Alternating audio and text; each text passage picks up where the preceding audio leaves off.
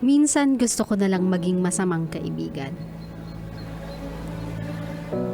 Yung taong kayang maatim na sila ay pabayaan at talikuran. Paano ba naman kahit ilang beses mong sabihan? Magbibingi-bingihan, bubulag-bulagan, tapos after mong payuhan, bigla niyang babalikan. Open letter na to sa lahat ng kaibigan na nasa relasyon. Huwag kayong magrereklamo kung pabago-bago naman kayo ng desisyon. Ngayon banas kayo, di mo masikmura yung ugali ka mo. Iinom, iiyak, tapos susuka, paggising, isang sorry lang, okay na kayo. Ako si Eliza, best friend ng isang marupok. Sa away at bati nila, mas mauuna pa ata ako sa biyaheng pagod.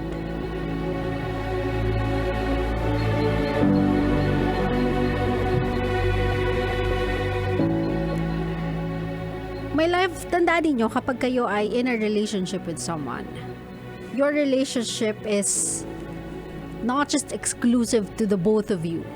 I'm not saying na there is other party, hindi literal kumbaga. Ibig sabihin na along with your relationship, you are also in a relationship with your partner's friends, family, workmates. Kumbaga kung sino yung nakakasalamuha ng partner mo at nakakaalam ng relationship ninyong dalawa, you are also kinda building a relationship with them. And alam naman natin to na when it comes sa mga relasyon, kadalasan ng outlet natin, ang nagiging sponge ng mga emotions natin, ng mga things that we cannot mention nor say sa ating mga partners ay yung mga friends natin.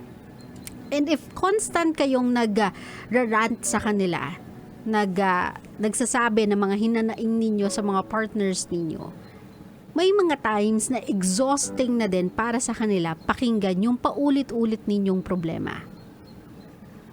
Kasi even if sabihin mo, ayoko na talaga sa kanya, napakasama na ugali niya, wala siyang kwenta, ilang beses ko na siyang pinatawad, ng babae na naman, ng lalaki na naman, ayoko na talaga chong, last na talaga to. Tapos iinom ka, magpapakabasag ka, iiyak ka ng malala, you'll make a scene.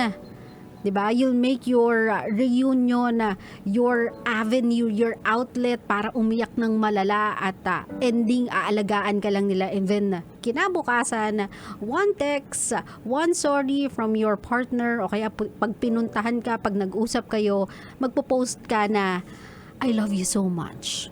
Tapos yung pangalan niya.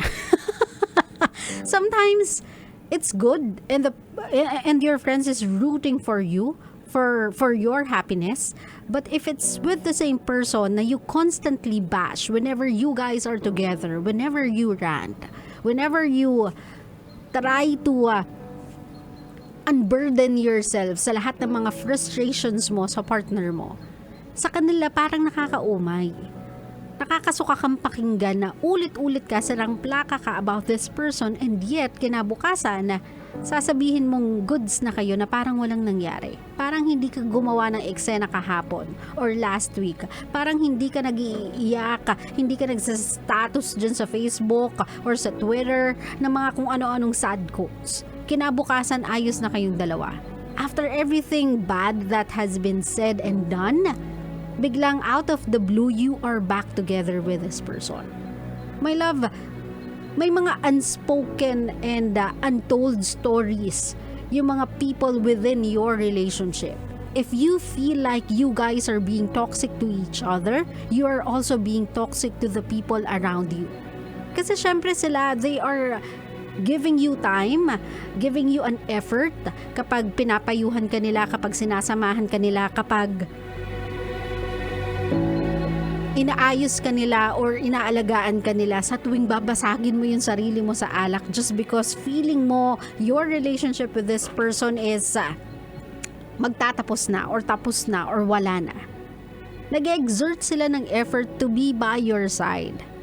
And syempre, di ba, dahil kaibigan mo sila, yung sympathy nila nasa iyo. So, kahit wala naman sa kanilang directly ginawa yung tao, nasisira na sa kanila yung imahe ng tao. So, they start saying things na hindi ka niya deserve, napakawalang kwenta niyang tao, oo nga, hindi naman siya kagapuhan, hindi naman kagandahan. They start saying things like that. And then tomorrow, imagine how awkward it is. Kapag sinama mo siya sa labas ninyong barkada, how do you think they'll face your partner after everything they've said?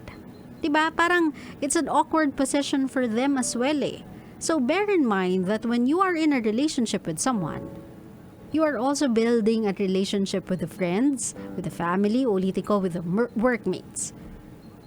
So kung paano mo inaalagaan yung relationship mo with your partner, alagaan mo din yung relationship mo with the people around you. Kasi sometimes it's exhausting to be your sponge, absorbing every negativity, every hate, every rant. Kung paulit-ulit mo lang din naman gagawin yung mga same thing na nirereklamo mo. Do not make it too hard for them to understand you. Do not make it too hard for them to care for you. The reason why nag-exert sila ng effort, nagbibigay sila ng advice, pumupunta sila every single time tinatawag mo sila or tinetext mo sila to be by your side, it's because they love you.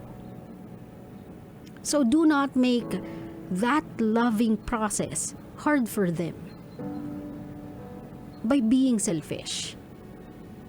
Nakukuha mo lahat ng gusto mo eh. Nakukuha mo yung simpatya kapag kailangan mo ng someone to be by your side and on your side. And then gusto mo makita mo din silang masaya for you whenever you are happy with the same person that you've been ranting about. My love, let's be considerate sa mga friends natin. Kasi minsan, yung taong laging nakikinig sa rant mo, yung taong nagiging outlet mo sa lahat ng mga frustrations mo, sometimes they too need someone to listen to them. But they are putting your needs above their own. So if it's the same thing over and over and over again, maybe you can do both of you guys a favor. If you don't think na papakawalan mo na yung jowa mong kadalasan mong nirereklamo sa friend mo, just keep it to yourself. Isulat mo na lang sa diary lahat ng frustrations mo. I-type mo na lang sa online na blog mo or kung ano mang meron ka, online diary.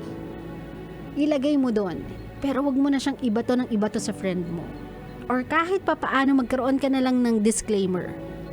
The friend, alam kong pagod ka na or baka naririndi ka na. But andito na naman ako sa sitwasyon na to. I'm not asking for any advice. I just want you to be there and thank you.